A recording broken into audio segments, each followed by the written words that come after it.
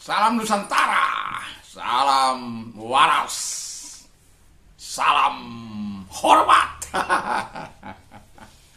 bagi kita anak bangsa. Ya, kemarin atau tadi, ya bukan kemarin, tadi saya membaca di dalam Tribun News bagaimana seorang ulama besar yang sudah tidak asing, walaupun terkenalnya karena nada-nada negatif, ya, karena beliau pernah memimpin kegerakan di negeri ini untuk melakukan hal-hal yang tidak menyenangkan, yang merugikan orang lain. Tetapi yang kita kenal dengan nama Abu Bakar Ba'asyir, pendiri Pondok Pesantren Al-Mukmin Ngeruki, Jawa Tengah, Kabupaten Sukoharjo, ya, dan dia memberikan surat kepada calon-calon presiden. Surat itu namanya surat, ya, Tadzirokah, ya, saya lupa untuk menyebutnya itu, ya. Itu surat nasihat. Jadi yang mau saya katakan adalah satu kata yang sangat menarik yang dikatakan oleh beliau. Sebenarnya beliau sudah tahu, tetapi harus memaksakan, harus memberikan, kan begitu. Dia satu kata yang sangat menarik dari dia, ini banyak pertentangan dari non-muslim, tetapi tidak apa-apa. Itu sudah sunatullah. Sudah tahu, tapi memaksakan kehendak. Maka saya berikan tema kebun PS Taman. Ya. Jadi kebun PS Taman. Jadi kalau kita berpikir bahwa kalau kita pergi ke kebun, itu satu warna saja, misalnya kebun kelapa sawit, kebun karet, itu enggak menarik. Tapi coba Anda pergi ke taman bunga. Itu sangat menarik. Karena apa? Terdiri dari berbagai banyak macam bunga, yang besar, yang kecil.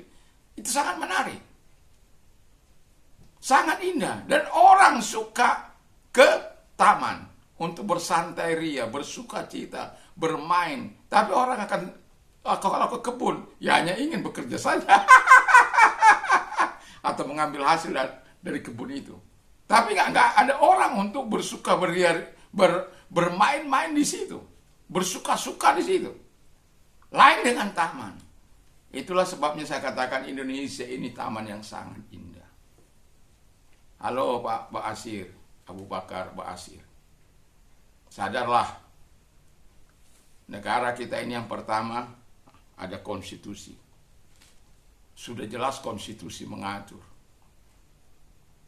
Founding Fathers kita mendirikan bangsa ini sudah jelas. Ada konstitusi, bukan dengan syariat Islam. Saya sebagai pemimpin agama, saya sangat miris dengan pola pikir narrow-minded ini. Sudah harus kita buat pikiran kita menjadi large-minded. Berpikiran luas. Bahwa saya masih ingat di waktu kecil saya, di kampung halaman saya di Serbelawan. Itu pada waktu kecil kita hari raya, kita datang ke rumah orang-orang saudara kita yang muslim, kita kantongi kuenya. Kita kantongi kuenya, nggak marah itu. Senang-senang, ayo ambil. Ya, karena 1 tahun sekali. Dan saya paling banyak kantong, jadi dikantongin. Jadi ingat sekali masa-masa itu. Juga demikian teman-teman saya dari yang lain. Begitu akrab. Nggak pernah menanyakan apa agamamu. Di sebelah rumah saya itu ada pengajian.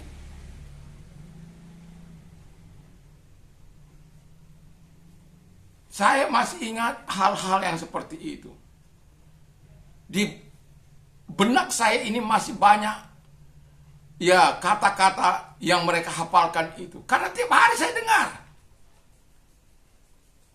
Tapi apakah saya mengubah saya jadi muslim? Oh, enggak.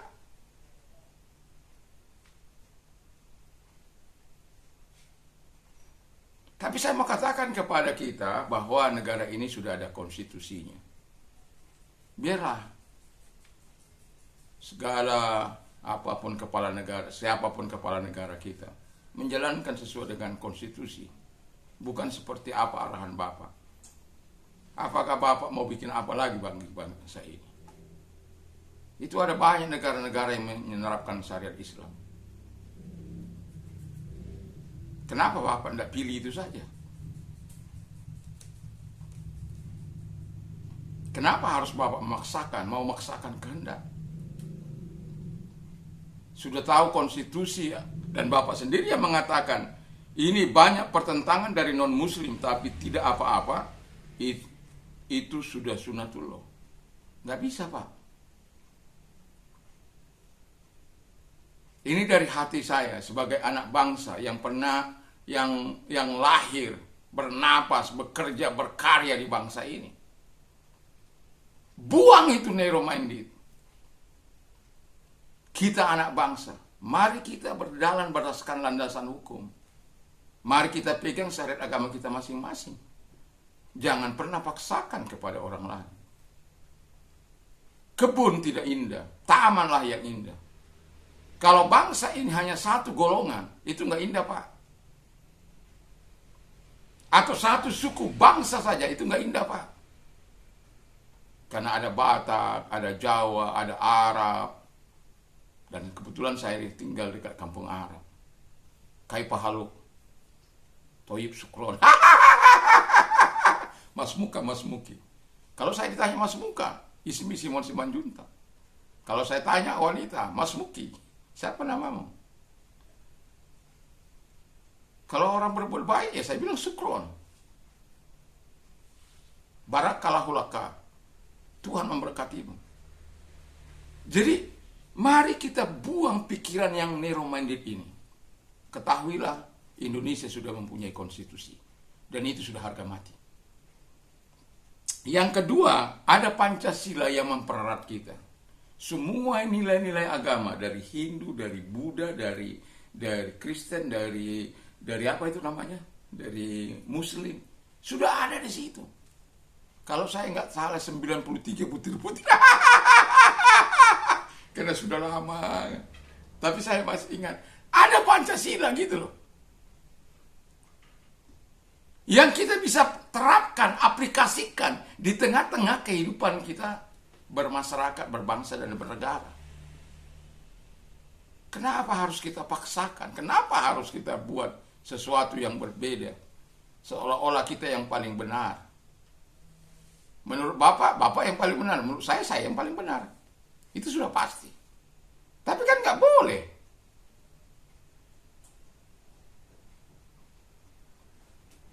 Nggak boleh kan? Ya menurut kita, ya bagi kita saja. Jangan paksakan.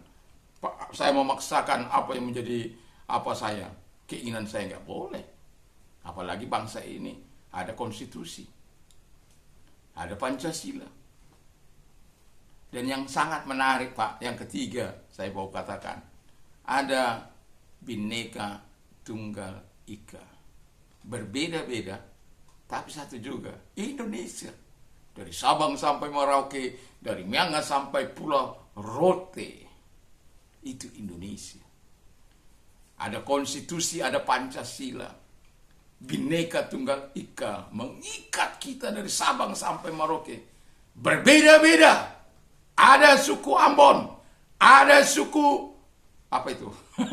Suku Dani di Irian Jaya, ada Maluku, ada Jawa Tengah, ada Jawa Timur, dan berbagai banyak bangsa, suku bangsa di negeri ini, dan tidak ketinggalan Tanah Batak.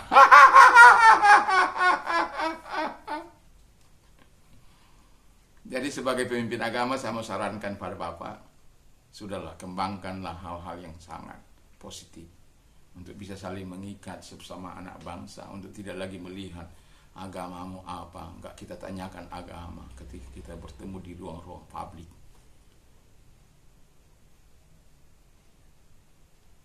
Kalau Hindu dikatakan dia yang terbaik, Kristen dikatakan dia yang terbaik. Siapa saja penganut agama Islam akan selalu mengatakan terbaik. Tapi saya mau katakan, kami tidak narrow-minded. Tidak berpikiran picik.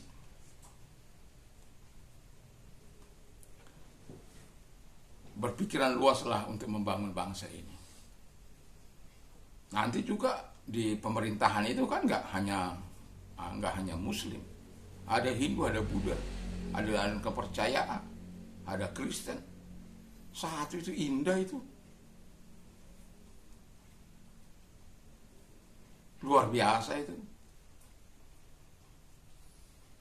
Jadi jangan jadikan bangsa ini menjadi kebun. Jadikanlah bangsa ini, bangsa Indonesia menjadi taman yang indah. Karena adanya konstitusi kita, adanya Pancasila, dan adanya Bhinneka Tunggal Ika. Indonesia harga mati. NKRI harga mati. Dan itu sudah keputusan anak bangsa. Jadi jangan ubah-ubahlah, ya. Jangan memberi saran hal yang sangat bertolak belakang yang sudah Bapak tahu tidak disenangi tapi memaksakan juga. Janganlah, ya. Apalagi Bapak sudah senior, sangat sepuh, seharusnya hormat kami kepada Bapak.